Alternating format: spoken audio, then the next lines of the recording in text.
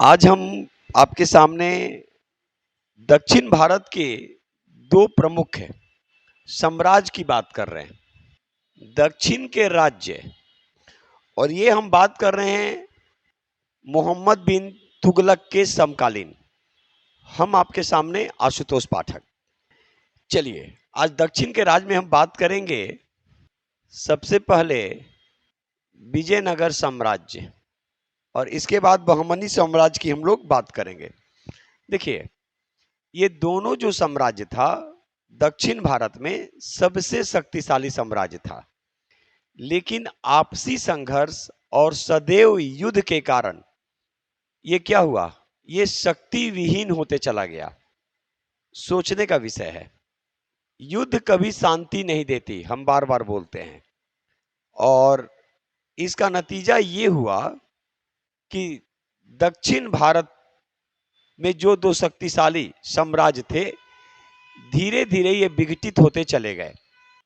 इसका कारण क्या था कि एक रायचूर का क्षेत्र था, याद रखिएगा, एक रायचूर दोआब क्षेत्र था, और रायचूर दोआब क्षेत्र ये कृष्णा और तुंगभद्रा नदियों के बीच अवस्थित था।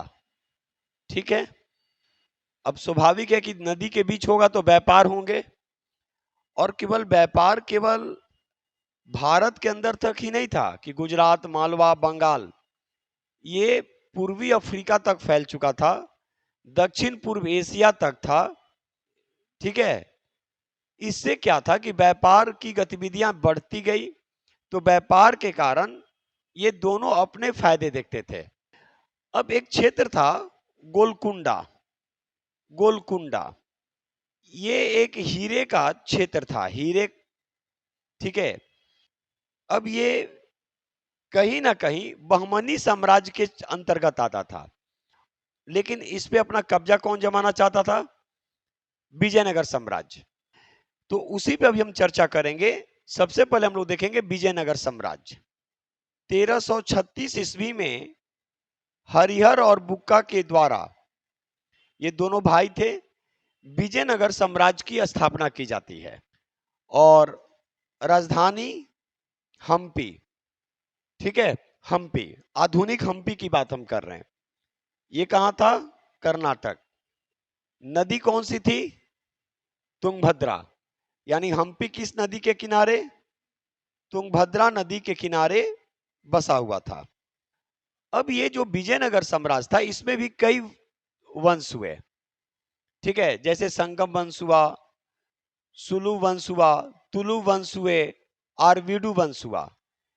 इनमें तुलु वंश का एक सबसे शक्तिशाली और विजयनगर साम्राज्य का भी एक शक्तिशाली शासक था जिसका नाम था कृष्णदेव राय। ठीक है, कृष्णदेव राय। कृष्णदेव राय अपने साहित्य के लिए तो जाने जाते ही थे। उनके दरबार में तेलुगु साहित्य के 8 प्रमुख कवि रहा करते थे, जिसको बोला गया अष्टदिग्गज। याद रखिएगा, यानी कृष्णदेव राय विजयनगर साम्राज्य के सबसे शक्तिशाली शासकों में से एक, और इनके दरबार में 8 दिग्गज, जिनको अष्टदिग्गज के नाम से जाना गया, ठीक है, रहा करते थे। लेकिन कृष्णदेव राय केवल तेलुगु के लिए ही नहीं जाने गए, उसके अतिरिक्त संस्कृत, कन्नड़ और तमिल के लिए भी ये जाने गए, क्योंकि जो संस्कृत के साहित्यकार थे, कन्नड़ के साहित्यकार थे, तमिल के साहित्यकार थे, ये लोग भी कृष्णदेव राय के दरबार में रहा करते थे। और एक यात्री था, ठीक है, डोमिगो पायस, यही था ना? डोमियो पायस, डोमियो पायस, पुर्तगाली यात्री डोमियो पायस, ठीक है, इन्हीं के दरबार में आया था। लेकिन इन दोनों के बीच, विजयनगर साम्राज्य और बहमनी साम्राज्य के बीच आखिर संघर्ष का कारण क्या था? देखिए, ये तो 1336 में हुआ। अब बहमनी साम्राज्य की स्थापना जब हुई, ओ हसन गंगू 1347 ईस्वी में करता है, और ये मोहम्मद बिन तुगलक का एक अधिकारी था। जैसे ही मोहम्मद बिन तुगलक कमजोर पड़ता है, ठीक है, हसन गंगू बहमनी साम्राज्य की स्थापना करता है, ठीक है, और अलग अलग राज्यों को अपने ये अलग अलग तरीकों से प्रांतों को विभाजित करता है। इसके प्रमुख जो प्रांत थे उनमें गोलकुंडा, बीदर, बरार और गुलबर्ग था, याद रखिएगा। तो बहमनी ने अपनी राजधानी जो बनाया वो गुलबर्ग को बनाया था। गुलबर्ग राजधानी कहां बनाया? गुलबर्ग को बनाया, याद रखिएगा, गुलबर्ग को बनाया। लेकिन गोलकुंडा इसका प्रमुख व्यापारिक क्षेत्र कह सकते हैं, खीरे के लिए जाना जाता था। इस कारण से भी कहा जाता है कि दोनों के बीच संघर्ष जैसी स्थिति उत्पन्न हुई। आगे कहा जाता है कि फिरोज शाह ये बहमनी साम्राज्य का एक सबसे योग्य शासक के रूप में जाना गया। फिरोज शाह जो था ये बहमनी साम्राज्य का सबसे योग्य और न्यायप्रिय शासक के रूप में जाना गया।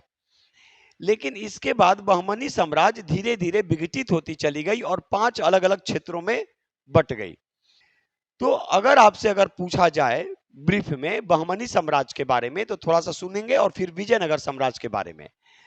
बहमनी साम्राज्य के बारे में कहा जाता है कि 1347 ईस्वी में हसन गंगून जो एक मोहम्मद बिन तुगलक का एक अधिकारी था, जैसे ही वो कमजोर पड़ता है बहमनी साम्राज्य की स्थापना करता है।